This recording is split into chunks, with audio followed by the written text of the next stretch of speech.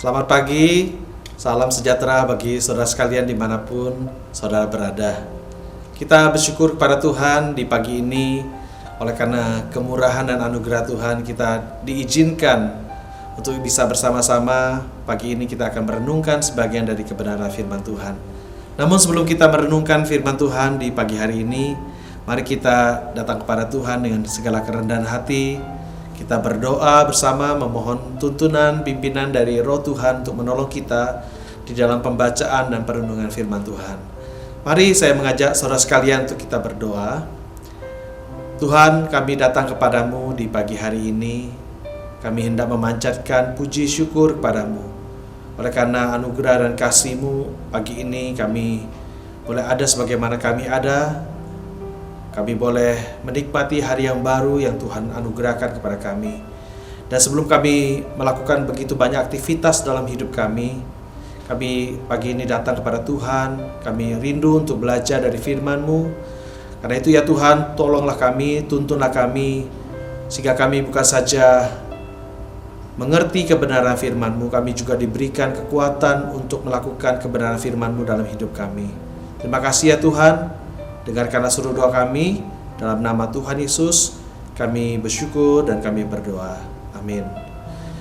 Jemaat yang saya kasih dalam Tuhan, pagi ini pembacaan Alkitab kita diambil dari 2 Samuel pasal yang ke-21 ayat 1 sampai dengan ayat yang ke-14.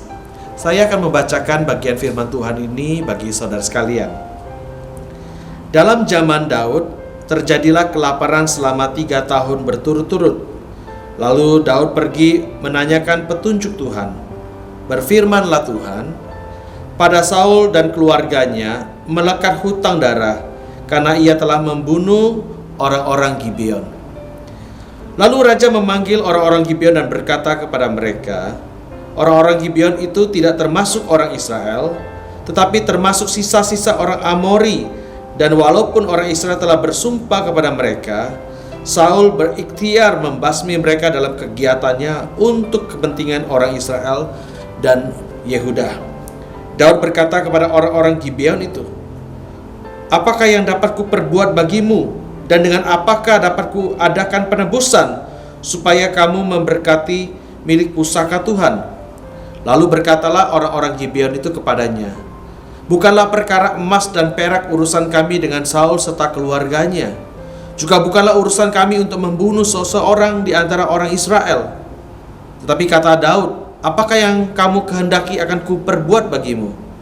Sesudah itu berkatalah mereka kepada raja, dari orang yang hendak membinasakan kami dan yang bermaksud memunahkan kami, sehingga kami tidak mendapat tempat dimanapun di daerah Israel, biarlah diserahkan 7 orang anaknya laki-laki kepada kami, supaya kami menggantung mereka di hadapan Tuhan di Gibeon, di bukit Tuhan.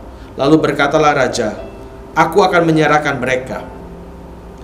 Tetapi raja merasa sayang kepada Mephiboset bin Yonatan bin Saul, karena sumpah demi Tuhan ada di antara mereka, di antara Daud dan Yonatan bin Saul. Lalu raja mengambil kedua anak laki-laki Rispa binti Aya yang dilahirkannya bagi Saul, yakni Armoni dan Mephiboset, dan kelima anak laki-laki Merab binti Saul yang dilahirkannya bagi Adriel bin Barzilai orang Mehola itu. Kemudian diserahkannya mereka ke dalam tangan orang-orang Gibeon itu. Orang-orang ini menggantung mereka di atas bukit di hadapan Tuhan. Ketujuh orang itu tewas bersama-sama. Mereka telah dihukum mati pada awal musim menuai, pada permulaan musim menuai jelai. Lalu Rispa binti Aya mengambil kain karung dan membentangkannya bagi dirinya di atas gunung batu dari permulaan musim menuai sampai tercurah air dari langit ke atas mayat mereka. Ia tidak membiarkan burung-burung di udara mendatangi mayat mereka pada siang hari ataupun binatang di hutan pada malam hari. Ketika diberitahukan kepada Daud apa yang diperbuat Rispa binti Aya gundik Saul itu, maka pergilah Daud mengambil tulang-tulang Saul dan tulang-tulang Yonatan anaknya dari warga-warga kota Yabes Gilead yang telah mencuri tulang-tulang itu dari tanah lapang di Betsan, tempat orang Filistin menggantung mereka ketika orang Filistin memukul Saul kalah di Gilboa. Ia membawa dari sana tulang-tulang Saul dan tulang-tulang Yonatan anaknya. Dikumpulkannya juga tulang-tulang orang-orang yang digantung tadi, lalu dikuburkan bersama-sama tulang-tulang Saul dan Yonatan anaknya di tanah Benyamin di Zela, di dalam kubur Kis ayahnya. Orang melakukan segala sesuatu yang diperintahkan raja. Maka sesudah itu Allah mengabulkan doa untuk negeri itu. Sampai di sini pembacaan firman Tuhan. Sekali beberapa tahun yang lalu saya pernah menonton sebuah film yang berjudul Hotel Rwanda. Sekarang film ini diangkat dari kisah nyata mengenai pemusnahan etnis massal atau yang sering kali disebut genosida yang terjadi di Rwanda pada April sampai Juli tahun 1994. Lebih daripada 800.000 orang dari suku Tutsi dibantai oleh orang-orang ekstremis dari suku Hutu yang dikenal dengan sebutan Interahamwe. Beberapa tahun yang lalu, para pemimpin ekstremis dari suku Hutu ini yang memerintahkan atau yang terlibat dalam genosida ini kemudian ditangkap dan diadili oleh pengadilan internasional dengan dakwaan kejahatan terhadap kemanusiaan. Para pelaku harus diadili, harus dihukum untuk memberikan keadilan bagi keluarga dari para korban. Sekali pada zaman Saul juga terjadi pembantaian terhadap orang-orang Gibeon. Hal ini dilakukan oleh Saul demi tujuan politisnya untuk orang-orang Israel dan juga untuk orang-orang Yehuda. Kalau sudah membaca dari 2 Samuel pasal 21 ayat 2 dikatakan demikian. Saul berikhtiar membasmi mereka dalam kegiatannya demi kepentingan orang Israel dan orang Yehuda. Tetapi apa yang dilakukan oleh Saul ini adalah sesuatu yang jahat. Sebab dengan membunuh orang-orang Gibeon, Saul sebenarnya menghancurkan perjanjian yang telah dibuat antara Israel dengan orang-orang Gibeon pada masa atau pada zaman Yosua. Terus kalian, kalau kita melihat di dalam kitab Yosua, bangsa Israel pada zaman Yosua pernah berjanji bahwa mereka tidak akan membunuh, tidak akan membasmi orang-orang Gibeon. Sebenarnya orang-orang Gibeon ini adalah orang-orang dari suku Hewi yang seharusnya dimusnahkan oleh orang Israel. Tetapi karena kecerdikan mereka, akhirnya orang-orang Israel terikat perjanjian dengan mereka dan tidak boleh membasmi mereka. Dan itu kita bisa melihat di dalam kitab Yosua pasal 9. Sejak itu, saudaraku, orang-orang Gibeon tinggal bersama di antara orang-orang Israel. Bahkan kalau saudara membaca di dalam kitab Tawarik, penduduk Gibeon didaftarkan sebagai penduduk tetap Israel. Oleh karena itu, saudaraku, keberadaan penduduk Gibeon sudah dianggap sebagai bagian dari bangsa Israel. Saul sebagai raja atau pemimpin Israel pada masa itu mewakili Israel. Maka kejahatan yang dilakukan Saul terhadap orang-orang Gibeon dengan membunuh orang-orang Gibeon itu kemudian memberi dampak juga kepada orang-orang Israel. Sehingga pada masa pemerintahan Daud terjadi kelaparan selama 3 tahun.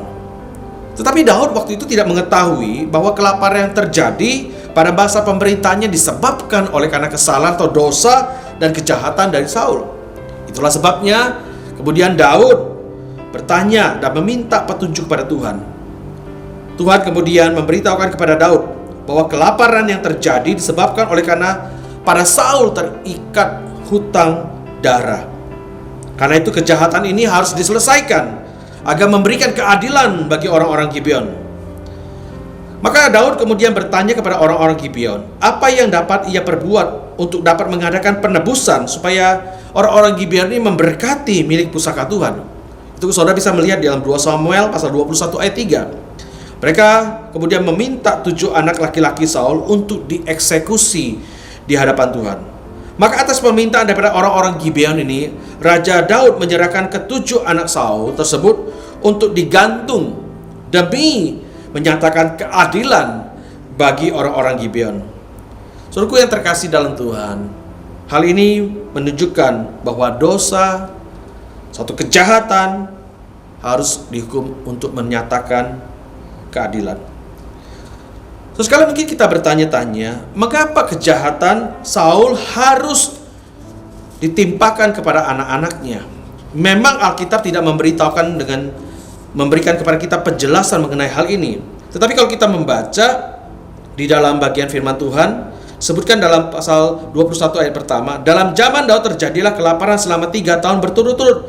Lalu Daud pergi menanyakan petunjuk Tuhan, dan berfirmanlah Tuhan pada Saul dan keluarganya. Pada Saul dan keluarganya melekat hutang darah.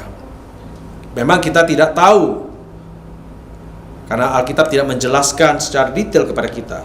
Tetapi kita juga bisa memahami pada masa lalu, pelanggaran terhadap suatu perjanjian harus dibayar dengan nyawa. Karena Saul telah melanggar perjanjian tersebut dan menghilangkan begitu banyak nyawa orang Gibeon, maka Tuhan menganggap bahwa Saul ini berhutang darah. Dan jika hutang darah ini tidak diselesaikan, tidak dibereskan, maka Israel tetap akan mengalami malapetaka akibat dosa dan kejahatan Saul. Karena itulah setelah dosa dibereskan dengan kematian 7 keturunan Saul, maka kemudian Alkitab mengatakan di dalam ayat yang ke-14, maka sesudah itu Allah mengabulkan doa untuk negeri itu. Setelah keadilan ditegakkan, maka Allah mengabulkan doa untuk negeri itu. Saudaraku yang terkasih dalam Tuhan, dari perikop ini kita bisa belajar bahwa Allah yang kita kenal, Allah yang kita imani adalah Allah yang adil. Setiap pelanggaran dan dosa pasti akan menerima akibatnya. Setiap pelanggaran dan dosa akan menerima penghukuman dari Tuhan. Terkadang memang kita sulit memahami bagaimana cara Allah menyatakan keadilannya lewat kisah penghukuman anak-anak Saul ini.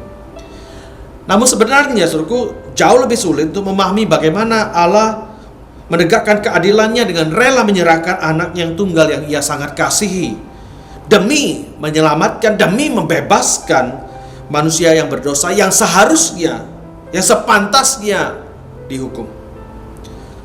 Hanya melalui kematian anak yang tunggal itu, yang ia kasihi, Allah memperdamaikan kita dengan dirinya sendiri. Kita yang adalah musuhnya, tapi diperdamaikan.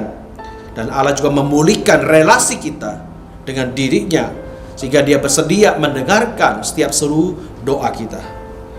Saudara yang terkasih dalam Tuhan, jika di dalam hidup ini kita terus-menerus berbuat dosa, tentu Tuhan tidak mendengarkan akan doa-doa kita, kecuali kita membereskan persoalan dosa kita dengan kita datang kepada Tuhan, kita bertobat, berbalik dari cara hidup kita yang sia-sia, dan sungguh-sungguh menyesali segala perbuatan dosa kita, maka Tuhan akan mendengarkan doa kita dan memulihkan hidup kita.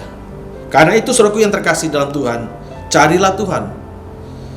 Akuilah kalau kita memang berbuat dosa. Sesalilah apa yang kita sudah lakukan dan mintalah pengampunan dari Tuhan. Maka Tuhan akan mendengarkan doa kita dan memulihkan hidup kita. Saudaraku, doa yang dikabulkan oleh Tuhan jikalau kita membereskan persoalan dosa kita. Atau dengan kata lain, dosa itu menjadi penghalang bagi doa-doa kita, kecuali kita dengan rendah hati datang kepada Tuhan, mengakui dosa kita, bertobat dan memohon pengampunan dari Tuhan.